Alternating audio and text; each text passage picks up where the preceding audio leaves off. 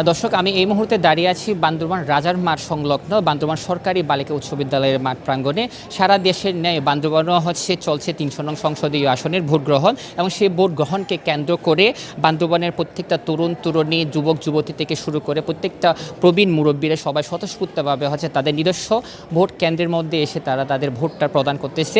এবার একটা জিনিস জানিয়ে রাখতে চাই, বিশেষ করে যারা তরুণ যুব সমাজ আছে তারা স্বতঃস্ফূর্তভাবে তাদের ভোট কেন্দ্রগুলোতে যাচ্ছে এবং ভোট দিচ্ছে, এবং তাদের পাশাপাশি যারা প্রবীণ মুরব্বীরা আছে তারা তাদের পরিবারের সদস্যদের সহায়তায় তারা তাদের যে নিজস্ব ভোট কেন্দ্রগুলোতে আছে সেখানে গিয়ে তারা তাদের ভোটটা প্রদান করতেছে। এবং তারা জানিয়েছে দীর্ঘ অনেকটা বছর তারা ভোট কেন্দ্রে আসেনি, এবার তারা স্বতঃস্ফূর্তভাবে নিজের ভোটটা দেওয়ার জন্য তারা এখানে এসেছে এবং নিজের ভোট নিজে প্রদান করতে পেরে তারা অত্যন্ত খুশি। তারা আশা করছে সম্প্রীতির যে বান্দরবান, তারা তাদের এই ভোটের মাধ্যমে তাদের যোগ্য প্রার্থীকে বিজয়ী করে বান্দরবানের সম্প্রীতি আরও বজায় রাখবে এবং পাশাপাশি সুন্দর একটা বাংলাদেশ বিনির্মাণে সহযোগিতা করবে। সে উদ্দেশ্যে তারা নিজস্ব কেন্দ্রগুলোর মধ্যে এসে ভোট প্রদান করেছে, এবং এই নির্বাচনকে সুষ্ঠু করার জন্য প্রশাসনের পক্ষ থেকে সর্বদা করা নিরাপত্তা জোরদার করা হয়েছে। সেনাবাহিনী, পুলিশ,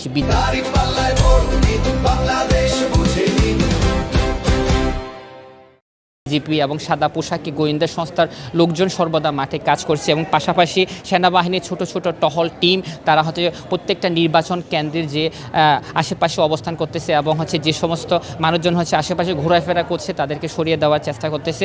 বলতে গেলে সুন্দর একটা পরিস্থিতি তৈরি হয়েছে এই ৩০০ নং সংসদীয় আসনের মধ্যে।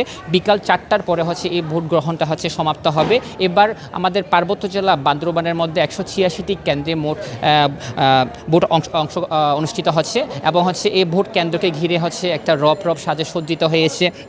বিশেষ করে নির্বাচন কমিশন থেকে একটু আগে জানানো হয়েছে এই নির্বাচনকে সুষ্ঠু করতে, বিশেষ করে পার্বত্য জেলা বান্দরবানকে এগিয়ে নিতে নির্বাচন কমিশনের পক্ষ থেকে যে সমস্ত আইনগত ব্যবস্থা নেওয়া প্রয়োজন তারা সেটা ব্যবস্থা করেছে। এবং আমি ভিতরে প্রবেশ করে প্রত্যেকটা ভোট কেন্দ্রে যে সমস্ত প্রিজাইডিং অফিসাররা আছে তাদের সাথে কথা বলেছে। তারা বলেছে সুন্দরভাবে ভোটগুলো কাস্ট হচ্ছে, এবং বিকালের মধ্যে তারা একটা রেজাল্ট জনগণের উদ্দেশ্যে তারা জানাতে পারবে। আশা করা যাচ্ছে এবার সুন্দর একটা পরিবেশে বাংলাদেশে এই নির্বাচনটা অনুষ্ঠিত হবে, এবং সুন্দর একটা বাংলাদেশ বিনির্মাণ হবে, যার লক্ষ্যে গঠিত হবে সুন্দর একটা দেশ। বান্দরবান ৩০০ নং সংসদীয় আসন থেকে এটাই ছিল আমার কাছে সর্বশেষ তথ্য। রিমন পালিত, কালের কণ্ঠ, বান্দরবান।